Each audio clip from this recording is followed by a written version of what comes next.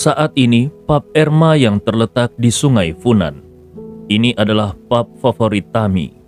Setiap kali dia berada dalam suasana hati yang buruk, dia suka datang ke klub malam ini sendirian, lalu duduk di kursi dekat sungai. Biasanya dia akan memesan beberapa makanan dan sebotol anggur. Dia akan minum beberapa gelas dengan tenang sendirian. Hari ini juga tidak terkecuali. Begitu dia pulang kerja, dia datang ke sini sendirian dan duduk di kursi favoritnya. Hanya saja pada saat ini, suasana hatinya seperti roller coaster yang naik turun. Pikirannya penuh dengan apa yang dikatakan Leon kepadanya di kantor hari ini. Sampai sekarang, dia masih berpikir kalau itu hanyalah lelucon. Tapi setiap kali dia memikirkan ekspresi serius Leon, dia tidak bisa menganggapnya sebagai lelucon. Secara khusus, dia secara sendiri juga mengalami peristiwa percobaan pembunuhan bersama dengan Leon.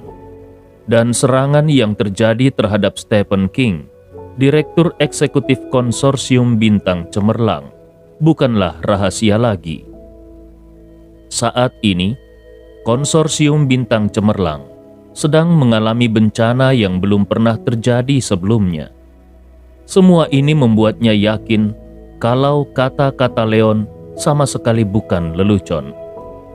Hanya saja, yang sulit dimengerti olehnya adalah bagaimana caranya Leon bisa menghasilkan 500 miliar. Yang lebih tidak bisa dimengerti lagi adalah kenapa Leon malah menemuinya. Itu adalah uang senilai ratusan miliar dolar. Apakah Leon sama sekali tidak khawatir kalau Tami akan melarikan diri dengan uang itu? Tiba-tiba terdengar suara yang nyaring dan kuat.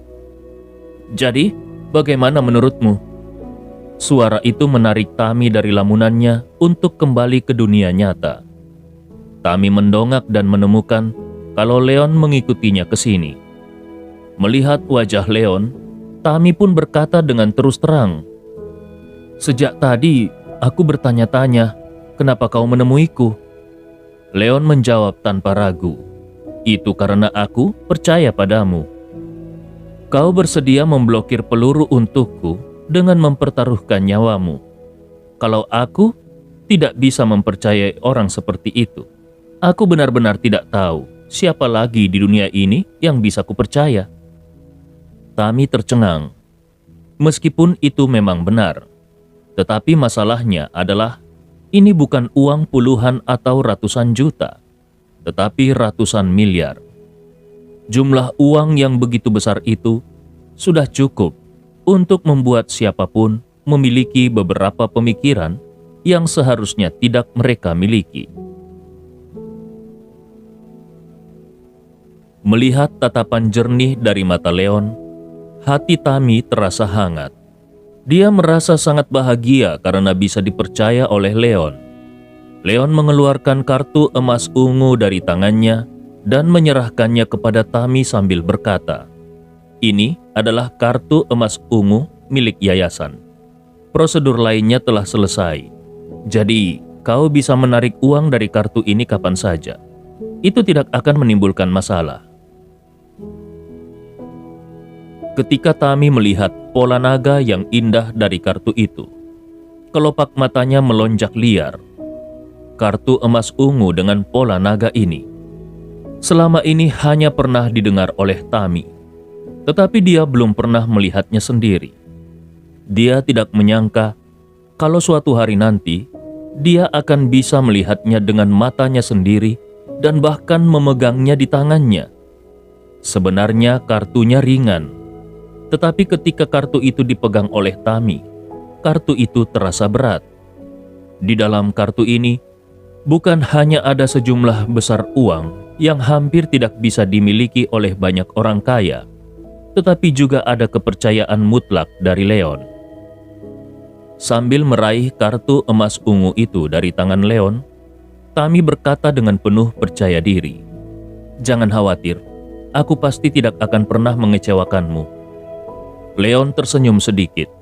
Lalu secara pribadi, Dia mengambil botol anggur dan menuangkan segelas anggur berkualitas untuk mereka berdua, lalu berkata, "Aku tahu itu. Sekarang, ayo kita bersulang untuk kerjasama pertama kita." Tami menekan getaran di hatinya dan menyentuhkan gelasnya dengan gelas Leon sambil berkata, "Cheers!"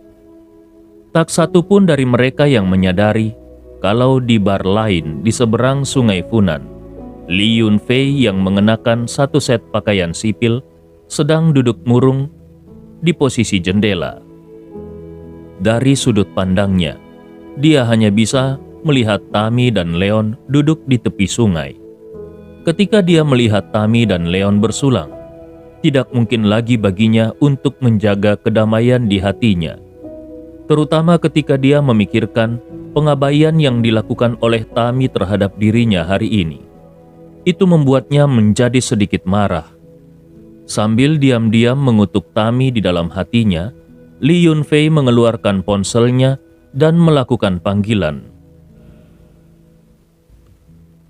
"Jiang Feng, bagaimana pendapatmu tentang apa yang aku katakan hari ini?" Di ujung lain telepon, Jiang Feng dengan sedikit malu-malu terdengar berkata, "Tuan Li, sekarang masyarakat diatur secara ketat oleh hukum. Kau pasti tahu apa maksudnya, bukan?" Li Yunfei berkata, "Aku akan menambahkan 100.000 lagi untukmu." Jiang Feng mencoba membuat penawaran. Sebenarnya Li Yunfei langsung memotong. "Oke, 300.000. Suara Jiang Feng terdengar bahagia. "Tuan Li memang murah hati. Baiklah Tuan, aku akan menyuruh orang menyelidiki keberadaan anak itu." Li Yunfei berkata dengan wajah muram. "Tidak perlu menyelidiki. Sekarang dia sedang minum dengan seorang wanita di pub Erma. Selain memberi pelajaran pada anak itu, aku juga ingin kau menculik wanita yang sedang minum bersamanya." Jiang Feng berkata dengan cemas. Tuan Li, kalau tentang itu..." Li Yunfei berkata dengan dingin, "Jangan khawatir, setelah kau menyelesaikan perintahku, aku akan memberimu tambahan 500.000 lagi." Li Yunfei sudah tidak sabar untuk mendapatkan Tami. Li Yunfei bahkan bersedia membayar sejumlah harga besar seperti itu untuk mendapatkan Tami. Jiang Feng jelas merupakan penjahat. Demi uang, dia bersedia melakukan segalanya. Jadi dia pun berkata, "Baiklah, kita deal. Aku akan membawa banyak anak buah untuk ikut bersamaku." Ketika memikirkan adegan di mana Leon meremas lengan pengawalnya hari ini, Li Yunfei berkata dengan dingin, "Ya, lebih baik kau membawa lebih banyak orang. Anak itu sepertinya memiliki beberapa kemampuan." Jiang Feng di ujung telepon dengan sangat percaya diri berkata, "Jangan khawatir, anak buahku pasti memiliki kemampuan." Li Yunfei tidak mengatakan apa-apa lagi dan segera mengakhiri panggilan. Lebih dari 10 menit kemudian, dia melihat sekelompok orang bergegas masuk ke pub Erma dan mengelilingi Tami dan Leon. Melihat kerumunan yang padat itu, Li Yunfei mencibir, "Nak, kau berani merampas wanitaku, jadi terimalah ganjarannya sekarang." Leon dan Tami sedang minum anggur sambil mengobrol tentang detail beberapa rencana. Tiba-tiba seorang pria dengan tubuh gemuk yang beratnya setidaknya lebih dari 200 pound langsung bergegas masuk dengan sekelompok besar orang dan mengelilingi mereka. Leon merasa agak bingung. Apa yang akan dilakukan orang-orang ini? "Bangun!" Tanpa menunggu Leon berbicara, pria gemuk itu sudah mendengus dingin. Leon dan Tami tidak bergerak. Tetapi Tami telah melihat kekuatan Leon dengan mata kepalanya sendiri. Bahkan seniman bela diri kekuatan batin legendaris saja bisa dibunuh oleh Leon, apalagi hanya para preman biasa ini. Tami hanya bertanya-tanya di dalam hatinya, bagaimana orang-orang ini bisa muncul di sini tanpa alasan. Melihat Leon tidak bergerak sama sekali, Jiang Feng marah besar. Dia menggebrak meja dan meraung marah. "Kau tidak mendengar perkataanku? Kubilang, bangun!" Leon masih tidak berdiri. Leon hanya melirik pria gemuk itu dan berkata dengan senyum tipis, "Adik laki-laki, siapa kau? Luo Sanhai? Bosu? Wudong Lai? Atau Qinlong?" Jiang Feng sedikit bingung. Luo Sanhai, Bosu, Wudong Lai, Qinlong. Semua itu adalah orang-orang besar yang mendominasi jalan East Cliff. Kalau dia memiliki kesempatan untuk mengikuti orang-orang besar itu, bagaimana dia bisa mengambil risiko untuk memberi pelajaran kepada Leon? Bab 104, pilihan ketiga. Melihat tatapan bingung Jiang Feng, Leon bertanya sambil terkekeh, "Bagaimana? Apakah kau tidak mengenal mereka?" Jiang Feng menjawab tergagap, Aku, bagaimana mungkin aku tidak mengenal mereka? Aku bahkan mengikuti Bosu." Untuk para preman jalanan, hal yang paling penting adalah reputasi. Bahkan meskipun Jiang Feng dan orang-orang besar ini tidak memiliki hubungan sedikit pun, dia tidak boleh mengatakannya. Sambil tersenyum tipis, Leon berkata, "Benarkah? Kalau begitu kau harus menelpon Bosu dan menyebutkan namaku, Leon Wood, kepadanya." Wajah Jiang Feng memerah. Bagaimana dia tahu nomor telepon Bosu? Bahkan seandainya dia tahu, dia tetap tidak berani menelpon. Karena Leon menggertak dan menakutinya dengan cara ini, hatinya bahkan menjadi lebih marah lagi. Leon menghela nafas. Dia benar-benar sedang tidak mood untuk meladeni gangster ini. Jadi dia segera mengeluarkan ponselnya dan memutar nomor Bosu. Di ujung lain telepon, terdengar suara hormat dari Bosu. "Halo, Tuan Muda." Leon berkata sambil tersenyum tipis, "Aku sedang berada di pub Erma sekarang, dan ada seseorang yang mengaku sebagai pengikutmu yang sepertinya sedang mencari masalah denganku. Apakah kau ingin datang untuk melihatnya?" Bosu terkejut dan bertanya, "Hah? Siapa yang begitu berani mencari masalah denganmu?" "Tuan Muda, tolong tunggu sebentar. Kebetulan aku sedang berada di Hotel Hilton. Aku akan segera datang." Sebenarnya saat ini, Bosu sedang asik bermesraan dengan seorang wanita pirang di tempat tidur. Namun ketika dia mendengar kalimat ini, dia langsung melompat ketakutan dan bergegas keluar sambil mengenakan pakaian. Anak buahnya sendiri berani mencari masalah dengan Tuan Muda.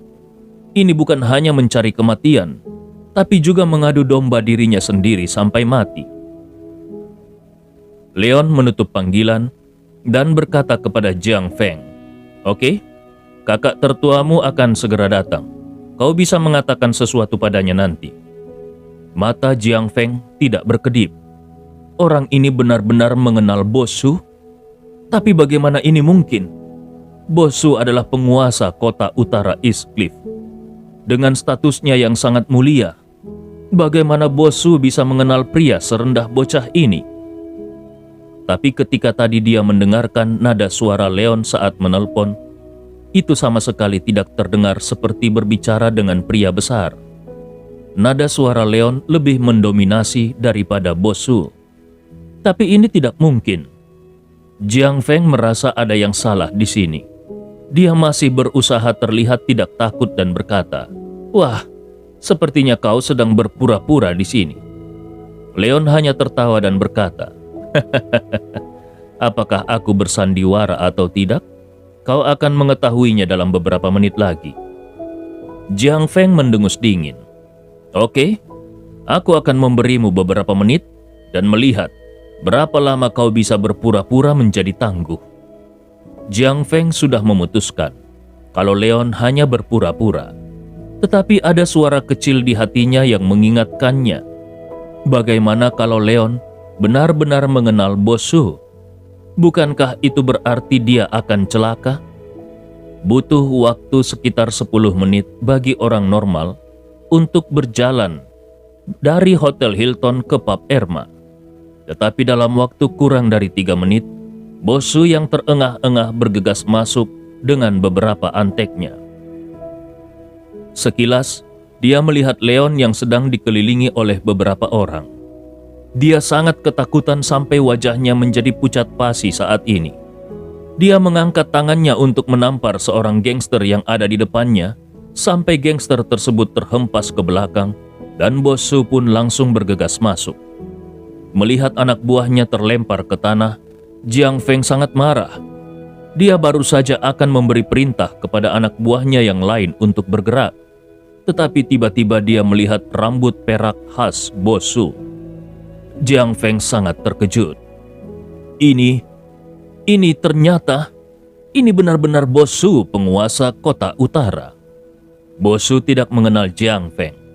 Tetapi sebagai seorang preman yang mencari makan di Beicheng, Jiang Feng sudah lama mengingat penampilan Bosu. Ketika Jiang Feng berpikir kalau Leon benar-benar menelpon Bosu, kakinya sedikit gemetar.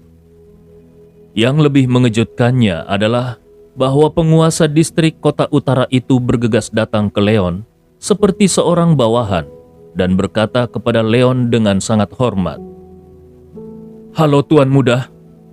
Leon menunjuk ke arah Jiang Feng yang sudah sangat ketakutan dan bertanya, "Apakah dia anak buahmu?"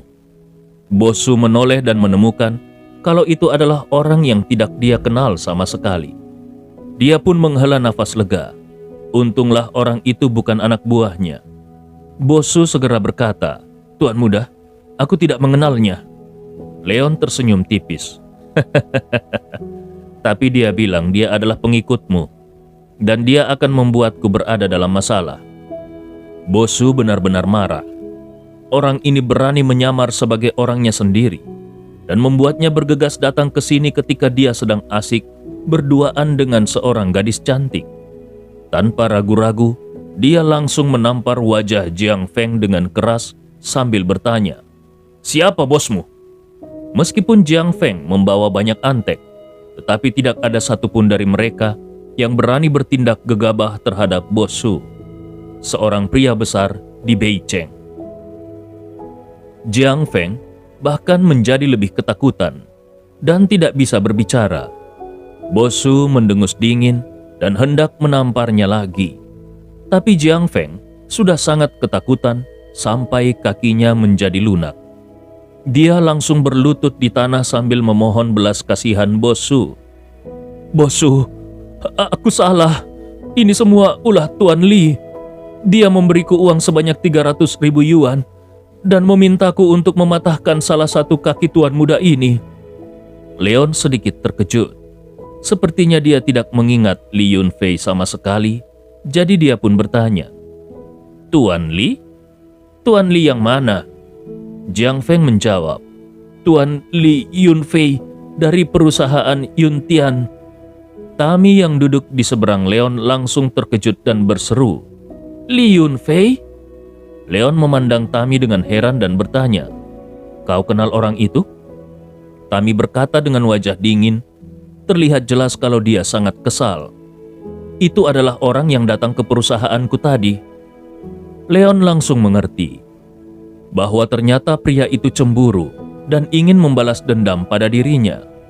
Leon bertanya kembali kepada Jiang Feng, "Lalu, apakah dia mengatakan hal lain lagi?" Jiang Feng memiliki ekspresi hampir menangis ketika menjawab. Dia juga mengatakan kalau dia akan memberiku uang tambahan sebanyak 500.000 kalau aku berhasil menculik wanita muda yang ada di sampingmu. Ini adalah daftar tugas yang diterima Jiang Feng. Awalnya dia mengira ini hanyalah pekerjaan biasa. Dia tidak pernah berpikir bahwa karena tugas ini, akhirnya dia bertemu dengan pelat besi. Bahkan orang besar seperti Bosu pun hanya bisa berdiri dengan hormat di samping orang ini. Seberapa mulia sebenarnya status Tuan Muda ini? Leon melirik Tami dan berkata, "Sepertinya penggemarmu itu telah kehilangan kesabaran." Tami dengan cepat menjelaskan, "Aku tidak memiliki hubungan dengannya." Leon tersenyum menggoda dan berkata, "Aku juga tidak mengatakan kalau kau memiliki hubungan dengannya." Wajah Tami pucat, tapi dia hanya bisa melirik Leon. Sambil tersenyum, Leon berkata kepada Jiang Feng, "Baiklah, aku adalah orang yang baik hati. Jadi, aku tidak akan mempermalukanmu. Aku akan memberimu dua pilihan.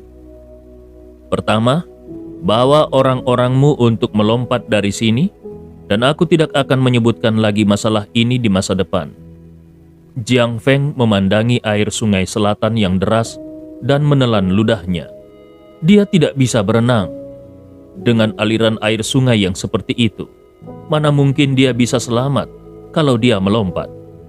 Inikah yang disebut dengan kebaikan hati? Jadi, apa pilihan keduanya? Jiang Feng bertanya dengan lemah. Leon berkata dengan senyum tipis, "Patahkan salah satu kaki Li Yunfei, dan aku tidak akan melanjutkan masalah ini lagi. Tentu saja, kalau kau berani menghancurkan kaki ketiganya, aku bisa menyuruh Bosu untuk menerimamu sebagai anak buahnya." Meskipun senyum Leon sepertinya sangat cerah, tetapi Jiang Feng merasa bahwa kalau Leon adalah iblis yang licik. Tanpa diduga dia menciptakan kondisi seperti ini, sehingga Jiang Feng tidak bisa menolak sama sekali. Namun, ketika dia berpikir kalau dia memiliki kesempatan untuk menjadi anak buah Bosu dan juga memikirkan masa depan yang indah di depannya, Jiang Feng menggertakkan giginya dan berkata, "Jangan khawatir Tuan Muda. Aku pasti akan pergi dan menghancurkan kaki ketiganya." Setelah itu dia berbalik dengan para anak buahnya dan berlari ke sisi lain sungai. Li Yunfei duduk diam di kursinya dan menyaksikan Jiang Feng mengelilingi Leon bersama dengan lebih dari 20 orang anak buahnya. Awalnya dia berpikir kalau Jiang Feng akan menghajar Leon dengan keras. Tetapi siapa yang bisa membayangkan bahwa meskipun Jiang Feng telah mengelilingi Leon selama beberapa menit, dia masih belum juga menggunakan tinjunya. Apa yang sedang dilakukan Jiang Feng? Mungkinkah dia sedang memaki-maki Leon? Dia sedang merenungkan apakah akan menelpon Jiang Feng dan menyuruhnya bertarung dengan cepat atau tidak. Namun, kemudian dia melihat seorang pria dengan penampilan seorang pria besar dengan rambut perak sedang berjalan mendekat. Segera setelah itu, dia tidak tahu harus berkata apa. Jiang Feng benar-benar berlutut di depan umum.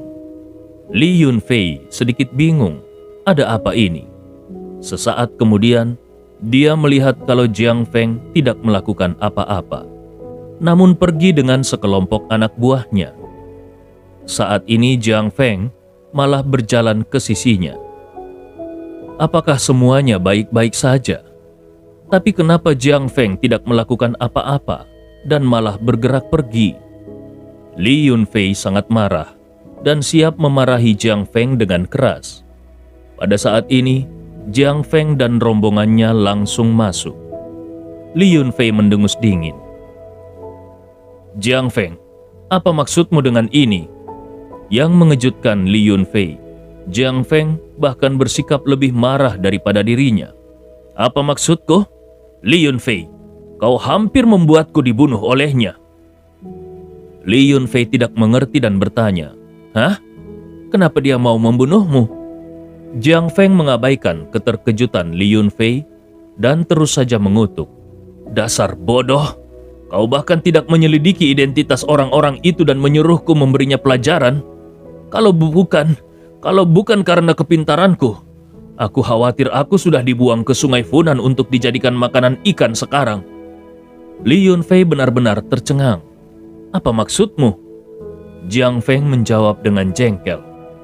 "Orang itu adalah bangsawan yang bahkan Bosu saja sekalipun harus memperlakukannya dengan hormat.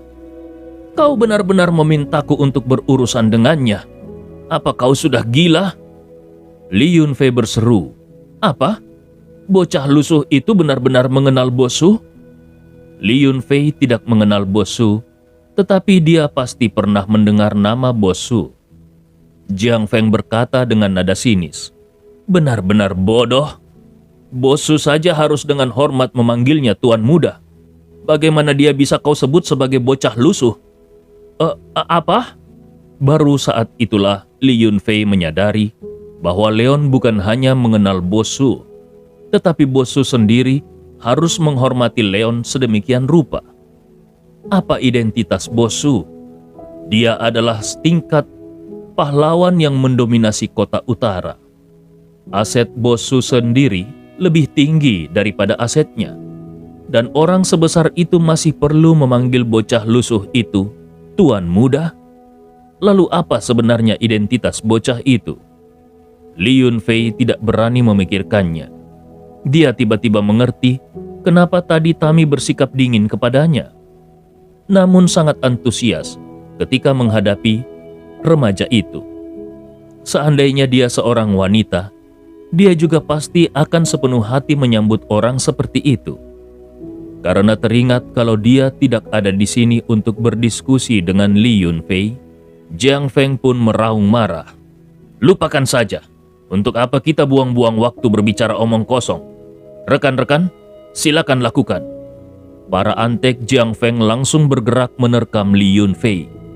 Melihat sekelompok orang seperti serigala datang menerkamnya, Li Yunfei menjadi panik dan bertanya, "Jiang Feng, kau... apa yang akan kau lakukan?" Jiang Feng berkata sambil tersenyum, "Apa yang akan kulakukan? Kalau kau memprovokasi seseorang yang seharusnya tidak kau provokasi, bukankah seharusnya kau memiliki kesadaran untuk dihukum?" Li Yunfei bertanya dengan ketakutan. "Hah? Lalu apa hukumannya?"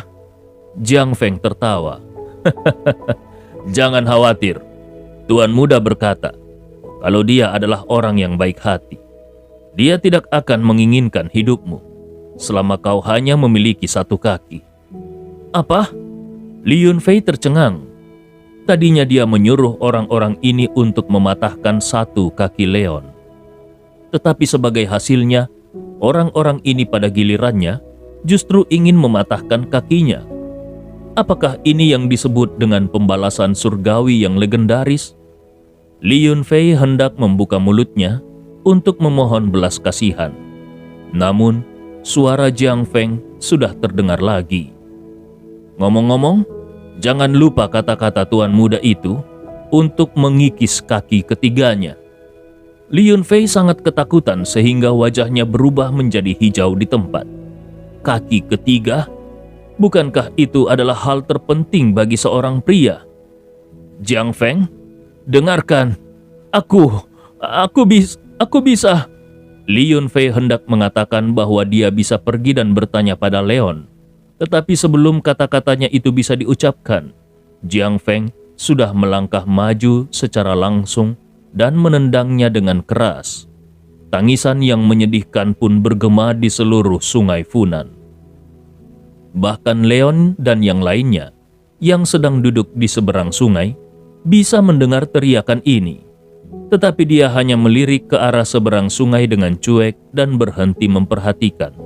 Sebaliknya, dia memandang Bosu yang masih berdiri di samping dan berkata, "Kenapa kau belum pergi juga? Apakah kau ingin aku mentraktirmu makan malam?" Leon memang memanggil Bosu ke sini. Tetapi tentu saja itu karena dia tidak ingin repot untuk menyelesaikan masalah Jiang Feng dan kelompoknya. Sekarang masalahnya sudah terpecahkan. Jadi, untuk apa lagi Bosu masih berdiri di sini? Beberapa orang di sekitar Bosu berkeringat dingin.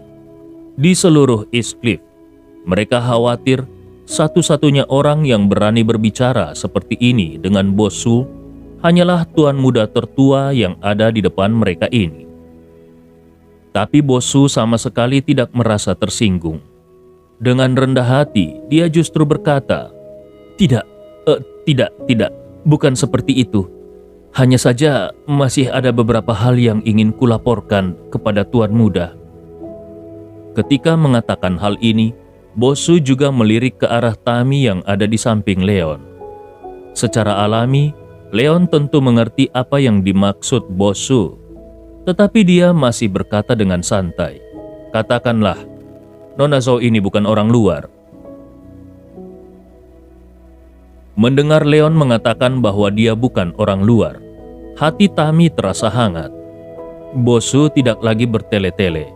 Dia merendahkan suaranya dan berkata, "Orang-orangku telah menemukan beberapa petunjuk. Akhir-akhir ini, Lin Qingsan sangat dekat dengan Tuan Muda Leng dari keluarga Leng." Leon mengerutkan keningnya. "Tuan Muda Leng? Maksudnya Leng Yanfeng?" Bosu menjawab dengan cepat, "Ya, benar sekali. Selain itu, tadi malam seseorang melihat Leng Yanfeng dan Bai Wuxin dari keluarga Bai muncul bersama di dalam ruangan Lin Qingsan." Kalau Bosu tidak tahu identitas Leon, dia pasti tidak akan berani mengatakan kepada Leon informasi yang diperolehnya hari ini. Dia bisa menganggap remeh Lin Qingsan di matanya, tetapi apakah itu keluarga Leng atau keluarga Bai? Itu jelas bukan keberadaan yang bisa dia provokasi. Tapi sekarang berbeda. Energi keluarga Wood di East Cliff jauh di atas keluarga Bai dan keluarga Leng. Dan dengan adanya Leon sebagai pendukungnya, dia juga memiliki kepercayaan diri. Leon memandang Bosu dan bertanya, "Apakah kau mencurigai mereka?"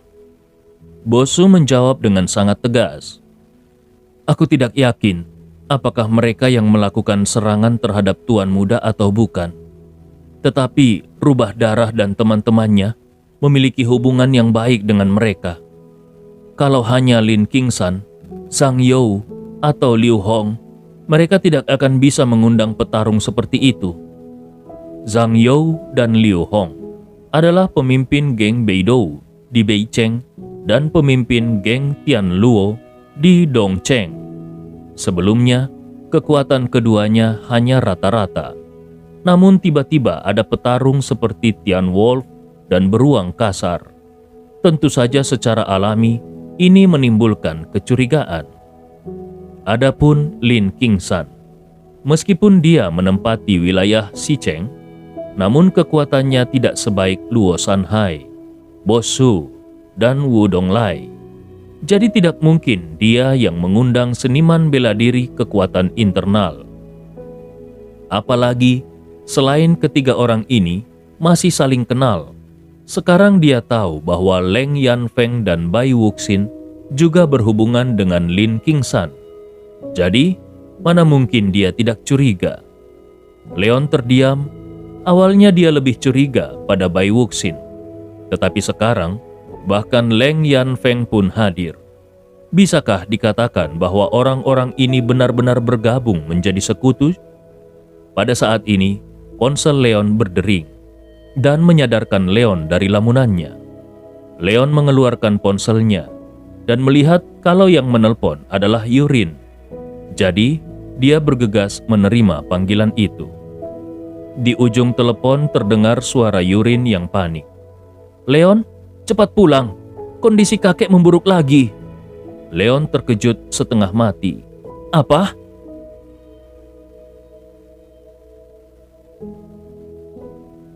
Bab 106, berita terbaru. Di villa keluarga Wood, Frederick sedang berbaring diam di tempat tidurnya. Ekspresinya tenang dan terlihat tanpa masalah sedikit pun. Frederick telah tidur sejak siang sampai sekarang. Tidak peduli bagaimana semua orang memanggilnya, Frederick tetap saja tidak bangun. Yurin yang mengenakan cengsam berwarna ungu merah duduk di tepi tempat tidur dengan ekspresi cemas. Sekarang adalah waktu krisis. Kalau kakek tidak bisa bangun saat ini, maka tidak ada cara untuk sepenuhnya bisa mengendalikan konsorsium Evergreen. Pada saat itu, dia khawatir seluruh konsorsium Evergreen dan Bintang Cemerlang akan menderita kerugian besar. Saat ini, terdengar langkah kaki tergesa-gesa dari luar. Yurin menoleh ke belakang dan melihat Leon masuk. Leon, Yurin segera berdiri dari sisi tempat tidur dengan perasaan lega. Sementara Leon langsung pergi ke tempat tidur Frederick dan duduk di sampingnya sambil bertanya, "Bagaimana keadaan kakek?" Yurin menjelaskan dengan sedih, "Dia sudah tidur sejak tadi siang sampai sekarang. Tidak peduli bagaimana aku berteriak, dia tetap tidak mau bangun." Leon mengangkat alisnya, lalu dia mengulurkan tangannya dan memegang pergelangan tangan Frederick. Kemudian dengan serius dia memeriksa denyut nadi Frederick dan merasakan kalau denyut nadi kakeknya itu sangat stabil dan tidak ada masalah besar. Leon membuka kelopak mata Frederick, tetapi masih tidak menemukan tanda apapun. Setelah itu dia berbicara, "Berikan aku jarum perak." Dengan cepat Yurin mengeluarkan jarum perak dari samping dan menyerahkannya kepada Leon. Leon pun mengambil jarum perak itu dan langsung menusuk jari Frederick. Setetes darah keluar dari jari Frederick dan Leon memeriksanya dengan hati-hati. Tapi tidak ditemukan juga sesuatu yang abnormal. Ini agak aneh. Melihat kerutan di kening Leon, hati Yurin kembali merasa cemas. Dia pun bertanya, "Bagaimana? Apakah kakek baik-baik saja?" Leon menjawab dengan santai, "Kondisi tubuh kakek baik-baik saja. Tidak ada hal yang berbahaya yang bisa mengancam nyawanya. Tapi, aku tidak bisa merangsangnya secara paksa dengan jarum perak. Ngomong-ngomong, siapa yang bertanggung jawab atas kehidupan kakek akhir-akhir ini?" Ibu Zhang, yang sejak tadi telah berdiri di samping, merasa terkejut dan dengan cepat menjelaskan, "Tuan muda, akulah yang bertanggung jawab atas kehidupan Tuan Wood selama ini. Makanan dan minumannya sudah aku persiapkan sesuai dengan perintahmu. Semua bahan makanan dan minumannya juga sudah diperiksa dengan cermat, jadi tidak akan ada masalah dengan makanannya." Ketika melihat wajah pucat Ibu Zhang yang ketakutan, Leon berkata untuk menghibur, "Ibu Zhang, kau tidak perlu merasa takut. Kau sudah merawat kakek selama 20 tahun. Bagaimana mungkin aku masih tidak mempercayaimu? Sekarang, coba bawa ke sini semua bahan dan sisa makanan yang dimakan kakek." Ibu Zhang menghela nafas lega. Dia memang tidak berani tinggal lebih lama lagi. Jadi dengan cepat dia pun berlari untuk pergi. Setelah beberapa saat, semua hal yang dibutuhkan Leon sudah dibawa masuk. Pertama-tama Leon memeriksa makanan dan menemukan kalau tidak ada masalah dengan makanannya. Kemudian dengan hati-hati dia memeriksa sisa obat dan alisnya dengan cepat berkerut. Melihat ekspresi Leon ini, Yurin pun bertanya, "Ada apa? Apakah ada masalah dengan obatnya?" Leon menjawab dengan cepat, "Tidak ada masalah dengan obatnya, karena semuanya diresepkan olehku. Tetapi ada beberapa masalah dengan tahun ramuan obat ini." "Hah?" Ibu Zhang dan Yurin sama-sama berseru dengan terkejut. Melihat ekspresi khawatir dari keduanya, Leon menghibur, "Jangan khawatir. Tahun ramuan obat memang akan mempengaruhi beberapa kekuatan obat. Dalam keadaan normal, perbedaan ini tidak akan menyebabkan apa-apa. Tetapi, karena tubuh kakek lebih rapuh, akhirnya perbedaan ini menyebabkan dia koma. Tapi tidak apa-apa, kakek hanya perlu istirahat saja selama beberapa hari lagi." Ibu Zhang menghela nafas lega, tetapi Yurin yang mengenal Leon dengan baik mengerutkan keningnya. Dia tahu kalau Leon pasti masih ingin mengatakan sesuatu.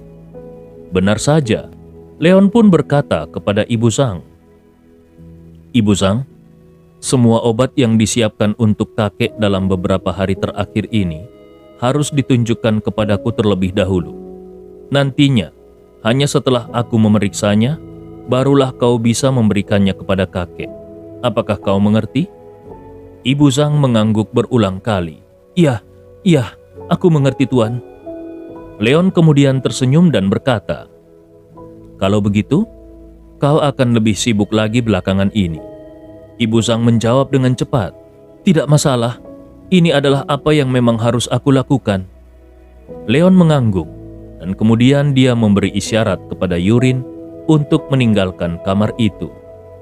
Setelah Leon dan Yurin kembali ke taman kecil tempat mereka berdua tinggal, Leon pun berkata sambil tersenyum, "Kakak, sepertinya ini adalah ulah dari kedua pamanku." Yurin merasa bingung. "Apa maksudmu?" Leon mencoba menganalisa. "Pada hari itu, ketika aku meresepkan obat untuk kakek, tahun ramuan obatnya ditentukan. Tetapi orang yang mengantarkan obat dengan sengaja mengganti beberapa ramuan obat dengan bahan yang beberapa tahun lebih tua. Itu memang tidak berbahaya, tetapi itu cukup untuk menyebabkan tubuh rapuh kakek akhirnya jatuh pingsan. Kecuali kedua pamanku itu, aku benar-benar tidak dapat memikirkan siapa kira-kira yang berani melakukan hal itu." Yurin mencoba memberikan analisanya. "Mungkinkah seseorang dari apotik melakukan kesalahan?" Leon berkata sambil sedikit tersenyum licik. "Itu tidak mungkin. Aku sudah menyapa para apoteker sebelumnya agar mereka berhati-hati dengan obat kakek. Tentu saja, aku tidak akan berani ceroboh untuk hal ini. Dan percaya atau tidak, besok pagi, setidaknya salah satu dari kedua pamanku pasti akan buru-buru keluar untuk mendapatkan kekuasaan." Yurin tidak begitu mempercayainya, tetapi ketika dia melihat senyum Leon, dia mengerti bahwa dugaan Leon itu kemungkinan besar memang benar. Esok harinya, seperti dugaan Leon, kedua pamannya itu benar-benar bergegas keluar dari tempat kurungan mereka masing-masing untuk melihat keadaan Frederick. Mereka beralasan kaget mendengar kabar kalau ayah mereka tidak sadarkan diri. Mereka bahkan langsung menegur Leon karena keterampilan medisnya yang buruk dan akhirnya melukai ayah mereka. Setelah Leon berulang kali meyakinkan bahwa kakeknya akan baik-baik saja, akhirnya mereka berdua menyerah. Setelah mengunjungi Frederick, mereka tidak langsung kembali ke tempat kurungan mereka, namun justru langsung pergi ke perusahaan. Selama bertahun-tahun, konsorsium Evergreen telah dikendalikan oleh kedua paman Leon ini.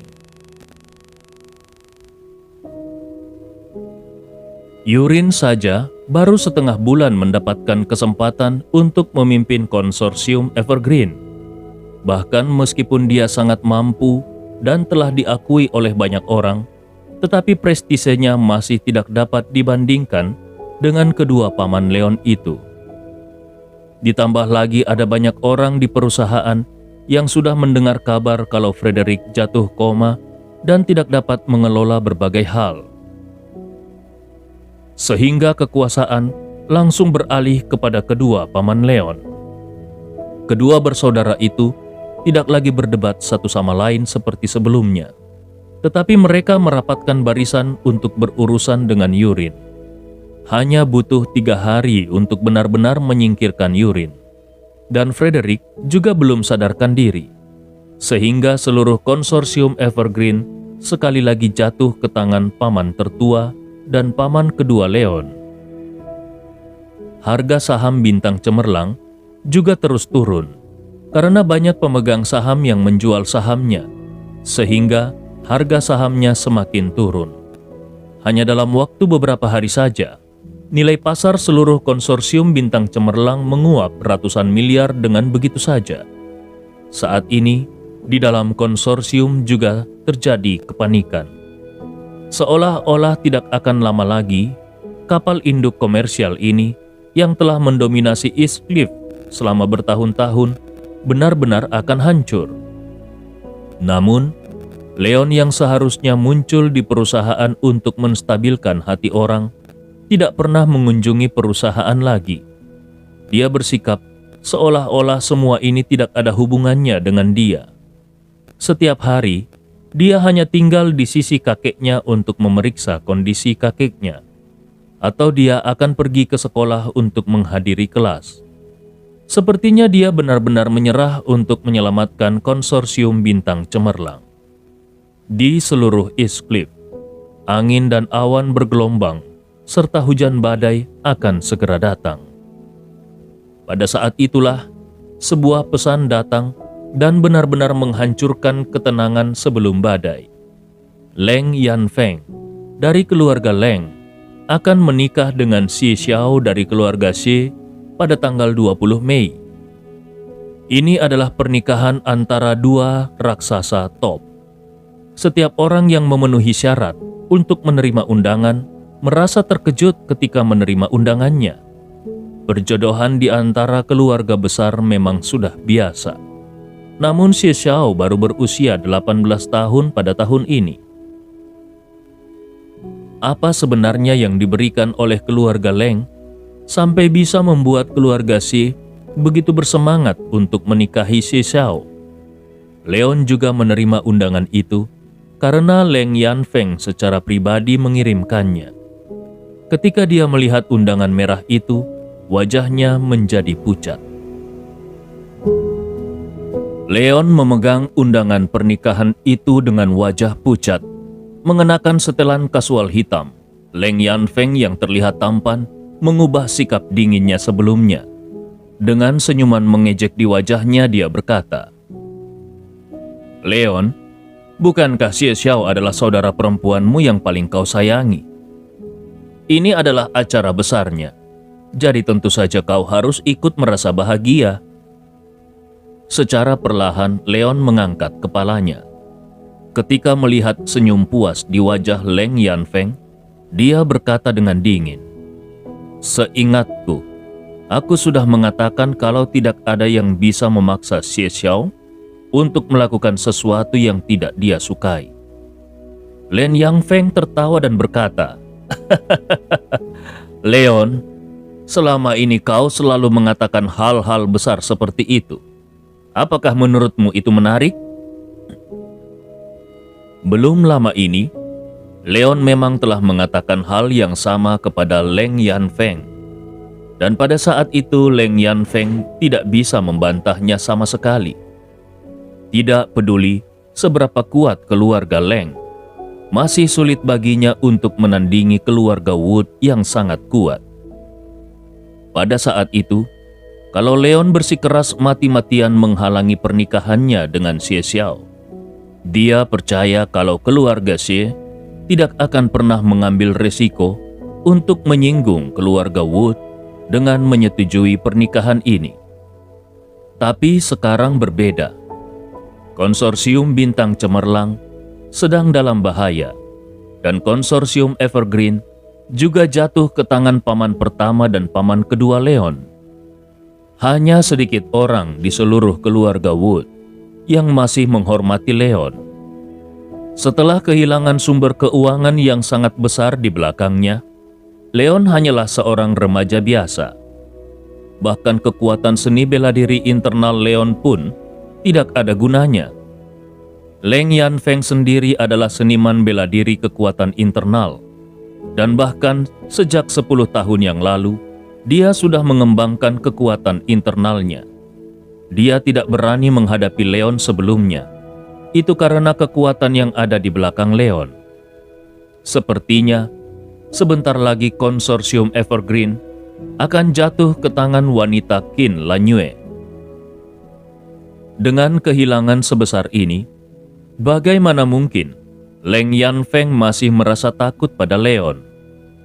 Bukankah alasan kenapa keluarga Xie menyetujui pernikahan ini dengan begitu cepat adalah karena mereka tahu bahwa Leon akan kehilangan kekuatannya sepenuhnya?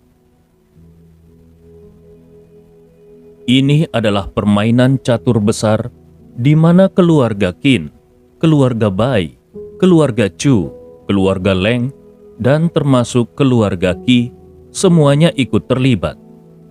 Semua orang merasa bahwa ini adalah pertarungan dari beberapa keluarga besar yang bergabung untuk melawan keluarga Wood. Tetapi pada kenyataannya, target mereka bukanlah keluarga Wood, melainkan konsorsium Bintang Cemerlang yang dimiliki oleh Leon.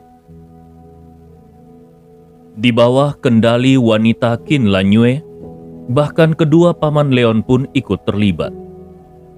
Ini adalah pesta untuk membagi konsorsium bintang cemerlang.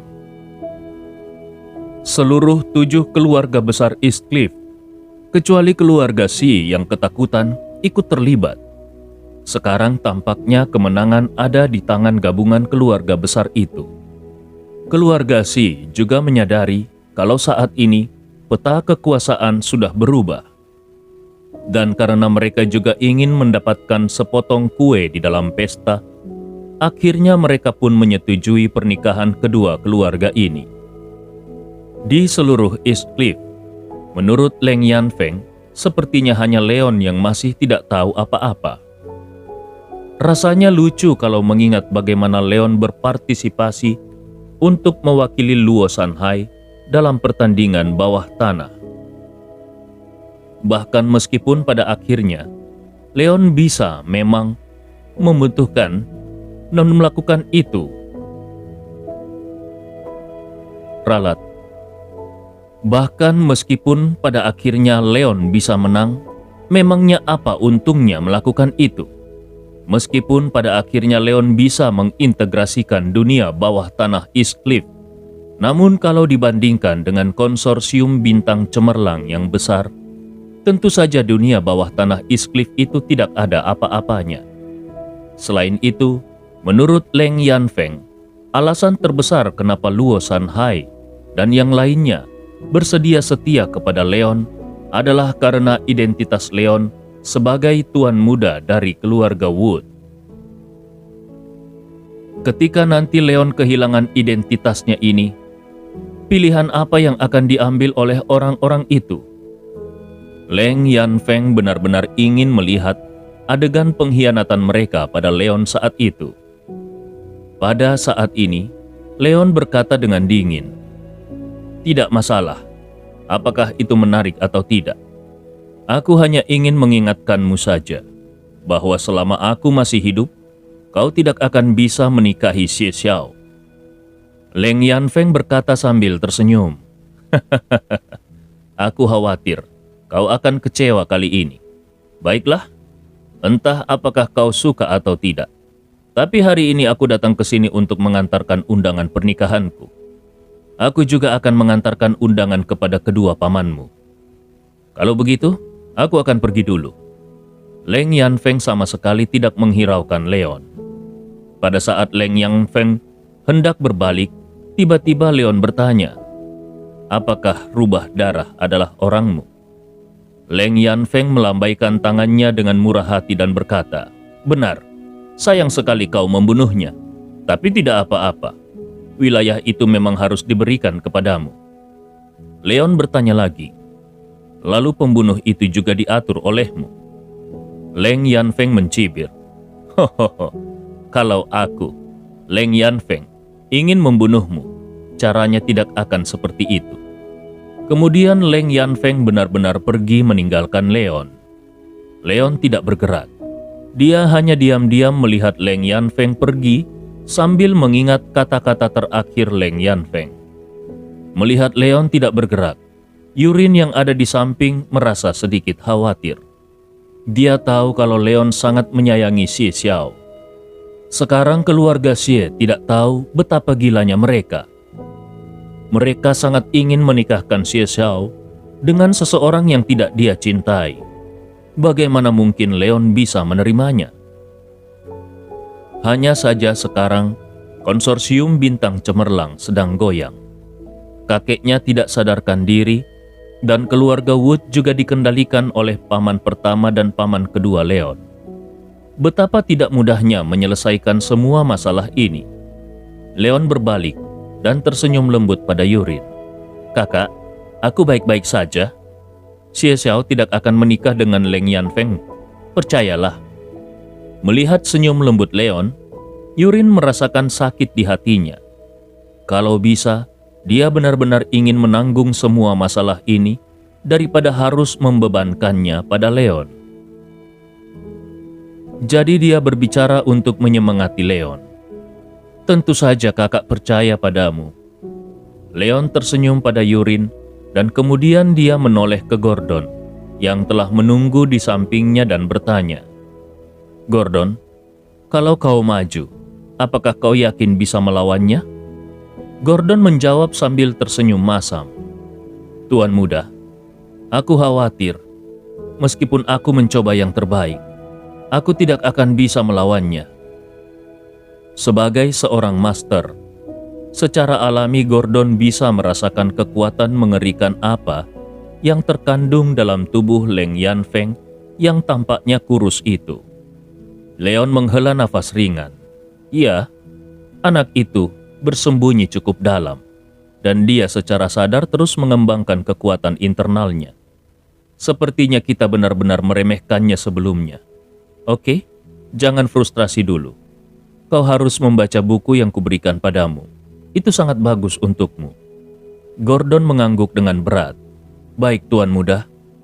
Buku yang diberikan Leon kepadanya adalah metode jantung kekuatan internal yang diimpikan oleh banyak seniman bela diri yang tak terhitung jumlahnya.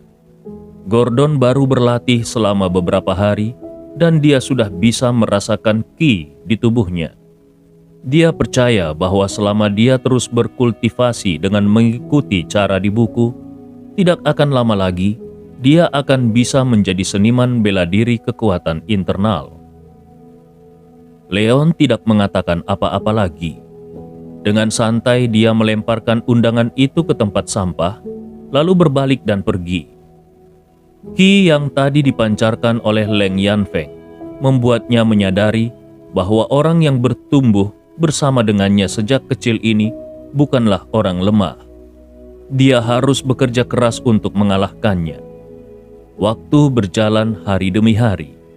Akhirnya tibalah tanggal 20 Mei yang merupakan hari ketika Leng Yanfeng, tuan muda dari keluarga Leng, dan Xie Xiao, nona muda dari keluarga Xie, akhirnya menikah.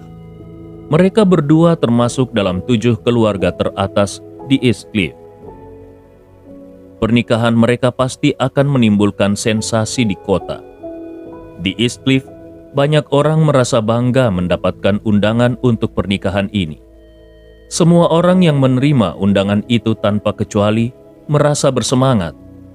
Undangan ini seolah menunjukkan bahwa keluarga Xi dan keluarga Leng telah mengakui kekuatan mereka dan mereka memenuhi syarat untuk memasuki lingkaran atas East Cliff. Sementara itu, para raksasa bisnis yang tidak menerima undangan, tidak ada satupun dari mereka yang berani mengungkapkan kebencian mereka sedikit pun. Mereka terus-menerus mendorong diri mereka sendiri untuk melipat gandakan kekayaan mereka agar bisa melangkah masuk ke lingkaran atas itu sesegera mungkin. Leon bangun pagi-pagi dan dia menyuruh Yurin untuk merawat kakeknya dengan baik. Kemudian dia meninggalkan villa keluarga Wood bersama Gordon.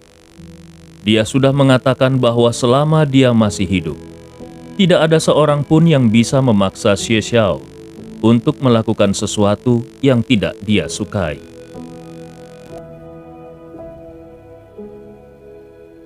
Bab 108, para raksasa berkumpul. Villa Leng Yun adalah villa yang dibeli oleh Leng Tianyun, pendiri keluarga Leng, setelah dia mendominasi dunia bawah tanah East Cliff. Meskipun luasnya tidak sebesar villa keluarga Wood, tetapi luasnya juga ratusan hektar tanah. Untuk pernikahan besar ini, keluarga Leng telah mempersiapkan diri sejak lama. Seluruh villa Leng Yun dihiasi dengan kertas dan lentera berwarna merah. Suasana yang penuh dengan kegembiraan terlihat di villa ini. Pada saat ini, tempat parkir di villa Leng Yun dipenuhi dengan semua jenis mobil mewah. Mobil-mobil yang ada di sini bukan hanya mewah, tetapi juga memiliki plat nomor yang sangat unik. Hampir semua plat nomornya adalah nomor seri. Bagaimanapun, orang-orang yang dapat datang untuk berpartisipasi dalam pernikahan ini adalah kelompok orang elit di East Cliff. Banyak petinggi dengan aset puluhan miliar belum tentu memenuhi syarat untuk masuk ke sini. Tidak seperti keluarga besar lainnya, keluarga Leng tidak terlalu kaya. Alasan utamanya adalah karena masa kebangkitan keluarga Leng terlalu singkat. Saat itu, Leng Tianyun datang ke Eastcliff seorang diri, dan seorang diri pula dia mengambil seluruh dunia bawah tanah Eastcliff. Dengan cara itu, dia bisa menghasilkan banyak uang dan bisa menjadi keluarga terbesar ketujuh di Eastcliff. Leng Tianyun hanya memiliki satu adik laki-laki bernama Leng Tianfeng dan adik perempuan bernama Leng Wushuang. Ketika Leng Tianyun menghilang, adik laki-lakinya yaitu Leng Tianfeng mengambil alih yayasan keluarga Leng dan menjadi kepala keluarga Leng. Sementara adik perempuannya yaitu Leng Wushuang tinggal di keluarga Leng sepanjang waktu dan membantu saudara laki-lakinya untuk mengelola warisan yang ditinggalkan oleh kakak laki-laki tertua mereka sambil merawat Leng Yanfeng yang baru berusia beberapa tahun. Bahkan demi menjaga Leng Yanfeng, Leng Wushuang belum menikah hingga saat ini. Leng Tianfeng menikahi seorang wanita, tetapi sayangnya istrinya hanya melahirkan seorang putri untuknya. Oleh karena itu, villa Leng Yun yang besar ini hanya dihuni oleh sedikit anggota keluarga Leng yang asli. Leng Yanfeng, yang selalu dianggap oleh Leng Tianfeng sebagai putranya sendiri, menikah hari ini. Jadi tentu saja Leng Tianfeng sangat sibuk mempersiapkan segalanya di villa Leng Yun. Sementara masalah penerimaan tamu di pintu diserahkan kepada Leng Wushuang. Leng Wushuang berusia 40 tahun pada tahun ini. Tetapi tidak ada yang mengira kalau dia sudah berusia 40 tahun. Hari ini, dia mengenakan gaun merah tua yang menutupi pinggulnya. Rambut hitamnya menutupi bahunya dan memperlihatkan wajahnya yang halus. Kulitnya putih dan halus, seperti anak gadis yang berusia 28 tahun. Kalau bukan karena jejak usia yang terungkap di matanya, tidak akan ada yang mengira kalau dia sudah berusia 40 tahun. Melihat mobil-mobil mewah yang terus berdatangan, Leng Wushuang yang selama ini selalu tidak tersenyum, akhirnya memiliki senyum bahagia di wajahnya. Baginya, Leng Yanfeng sudah dianggap seperti putranya sendiri. Saat ini Leng Yanfeng akan memasuki aula pernikahan dan menikahi wanita yang disukainya. Sebagai seorang bibi, tentu saja Leng Wushuang merasa sangat bahagia. Pada saat ini, Rolls Royce panjang berwarna putih keperakan muncul di villa Leng Yun.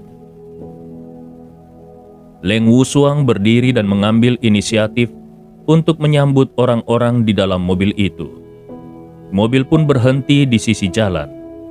Seorang pengemudi dengan cekatan berlari keluar untuk membuka pintu. Terlihat seorang wanita dengan penampilan cantik.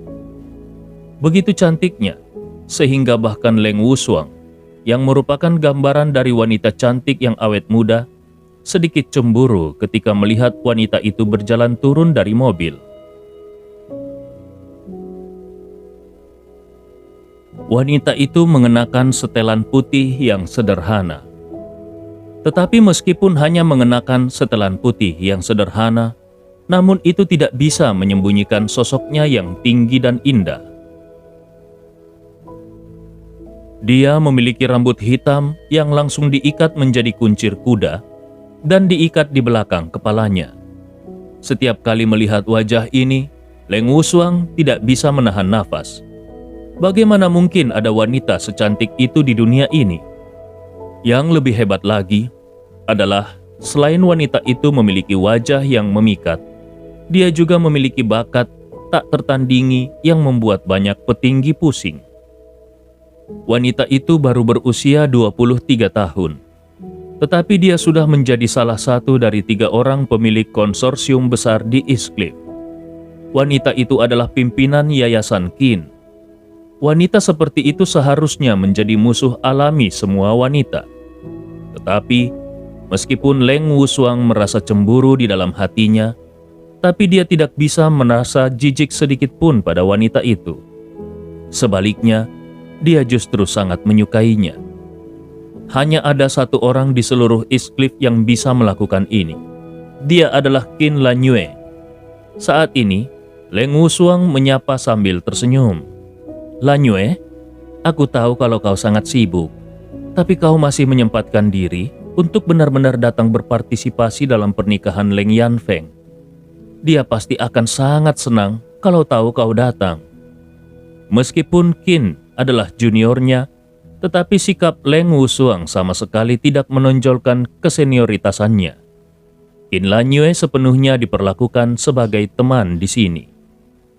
Meskipun dia bukan kepala keluarga Qin, tapi semua urusan keluarga Qin diurus olehnya. Dan dalam hal kekuasaan saja, dia sama sekali tidak berada di bawah saudara laki-laki keduanya. Kemampuannya jelas diakui oleh semua orang. Kali ini dia bahkan bisa membuat konsorsium bintang cemerlang tersudut. Dengan karakter seperti itu, mana mungkin Leng Wusuang berani memperlakukannya dengan tidak hormat. Qin Lanyue berkata sambil tersenyum sedikit. Bibi, ini adalah acara seumur hidup Leng Yanfeng. Jadi tidak peduli seberapa sibuknya pun aku tentu akan datang. Meskipun Qin Lanyue hanya tersenyum sedikit, tapi dia terlihat sangat cantik. Leng Wusuang saja sempat terpesona melihatnya. Leng Wusuang dengan cepat kembali tersadar dan tersenyum sedikit. Baiklah, terima kasih karena sudah datang. Sekarang, ayo kita masuk ke dalam rumah. Ayo, silakan. Qin Lanyue berkata dengan sopan. Bibi, kau tidak perlu khawatir tentang aku. Aku akan masuk sendiri. Kau teruskan saja kesibukanmu di sini. Leng Wusuang melambaikan tangannya dan berkata, bagaimana aku bisa melakukannya? Kau adalah tamu terhormat kami, jadi kau tidak perlu merasa sungkan dengan bibimu ini. Ayolah, aku akan mengantarmu masuk. Qin Lanyue tersenyum. Dia tidak lagi merasa sungkan. Ketika tadi dia berjalan ke tempat ini, dia melihat kalau tempat ini sudah ramai. Tetapi karena kedatangannya, venue yang awalnya berisik itu tiba-tiba menjadi tenang. Semua orang melihat ke arah Qin Lanyue. Qin Lanyue sudah lama terbiasa dengan pemandangan seperti itu. Jadi dia berjalan saja dengan cuek. Qin Lanyue, Bai Wuxin yang juga mengenakan setelan putih, rupanya melihat Qin Lanyue berjalan masuk. Dia segera bergegas menghampiri dengan penuh semangat. Ketika dia melihat kalau Qin juga mengenakan setelan berwarna putih, dia tersenyum lebih cerah lagi. Bukankah mereka ini terlihat seperti pasangan? Tentu saja, untuk identitas Bai Wuxin, mengenakan pakaian pasangan adalah hal yang sangat norak. Tetapi merupakan kehormatan besar baginya untuk dapat secara kebetulan mengenakan pakaian yang sama dengan Qin Lanyue. Qin Lanyue baru saja hendak menyapa Bai Wuxin ketika suara bersemangat terdengar di belakangnya.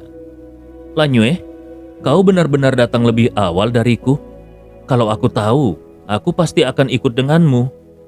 Ketika Qin Lanyue menoleh, dia melihat seorang pria mengenakan kaos lengan pendek berwarna krem dan celana panjang, serta sepatu boot tempur militer.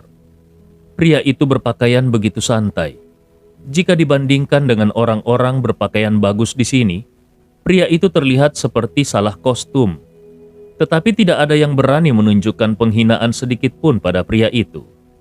Pria itu bernama Chu Tianhe. Dia baru berusia 21 tahun dan dia sudah menjadi mayor yang kuat di daerah militer East Cliff.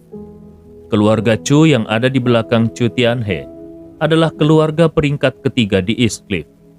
Tentu saja, kemungkinan tidak akan lama lagi peringkat keluarga Chu juga akan melangkah lebih jauh.